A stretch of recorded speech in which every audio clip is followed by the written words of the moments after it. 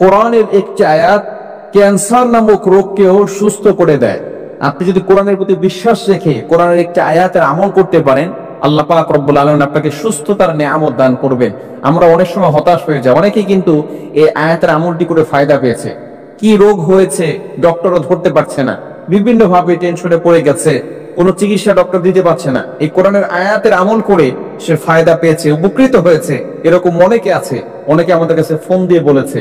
খুবই চমৎকার কোরআনের ভিতরে আল্লাহ পাক রব্বুল আলামিন যে কোরআনের যে মুজিজা সেটা এখনো আছে, কোরআনের আয়াত করে যে ফায়দা পাওয়া যায় সেটাও এখনো আছে।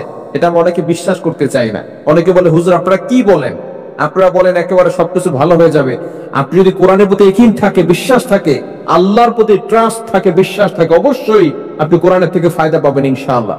আমি নিজে উপকৃত হয়েছি, নিজে কোরআনের থেকে আমল করে ফায়দা পেয়েছি। আপনি যদি একিনের সাথে বিশ্বাসের সাথে আমল করতে পারেন, আল্লাহ তাআলা আপনাকেও হেফাজত করবেন। বিশেষ করে কোরআনের ভিতরে শিফা রয়েছে।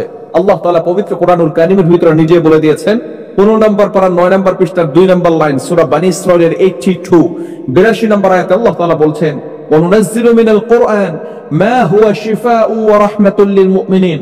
আল্লাহ তাআলা এই কোরআনটাকে মুমিনদের জন্য রহমত স্বরূপ, শিফা স্বরূপ নাযিল করে দিয়েছেন। আপনি কোন আয়াতটি পড়বেন?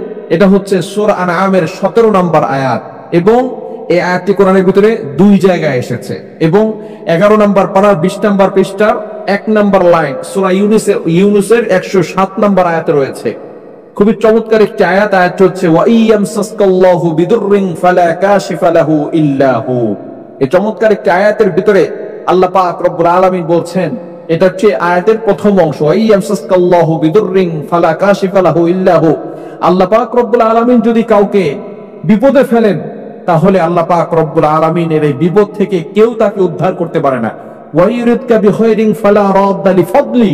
এবং আল্লাহ তাআলা যদি কারোর জন্য দরজা খুলে দেন, তাহলে তাকে কেউ বিপদে ফেলতে পারবে না। আল্লাহ তাআলা যদি বিপদে ফেলেন, তাহলে কেউ তাকে সাহায্য করতে পারবে না। এবং আল্লাহ তাআলা যদি কারোর জন্য পথ খুলে দেন, তাহলে কেউ তাকে বিপদে ফেলতে পারবে না। এজন্য আপনি আল্লাহর উপরে ভরসা রাখেন। ওয়া ইয়ামসাসকাল্লাহু বিদুররিন ফালা কাশিফা লাহু ইল্লা হু ওয়া ইউরিদকা বিখাইরিন ফালা রাদ্দা লিফাদলি। এই চমৎকার একটি আয়াতের আমল যদি আপনি করতে পারেন, বিশেষ করে 5 ওয়াক্ত নামাজ পড়বেন, নামাজের পরে যারা অসুস্থ আছেন 100 বার পরে এই আয়াতের আমলটি করবেন।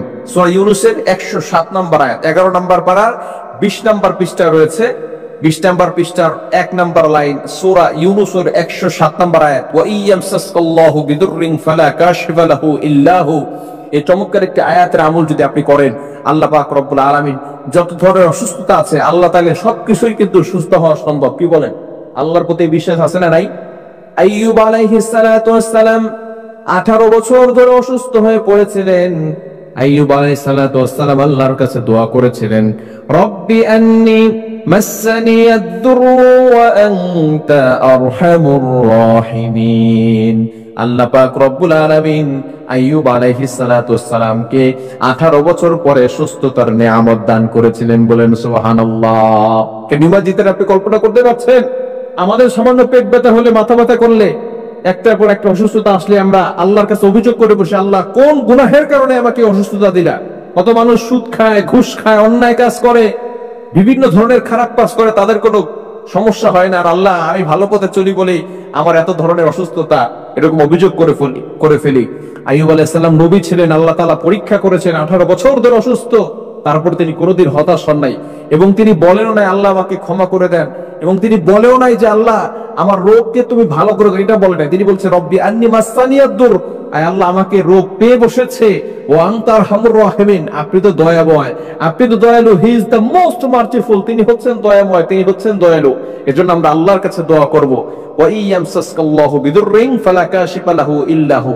এই আয়াতটি পড়ে আমরা আল্লাহর কাছে দোয়া করব, ইনশাআল্লাহ আল্লাহ তাআলা ক্যান্সার থেকেও, বড় ধরনের রোগকেও আল্লাহ পাক রব্বুল আলামিন সুস্থ করে দিতে পারেন। আল্লাহ তাআলা আমাদের সকলকে সুস্থতার সাথে নেক হায়াত দান করেন। সকলে বলেন আমিন।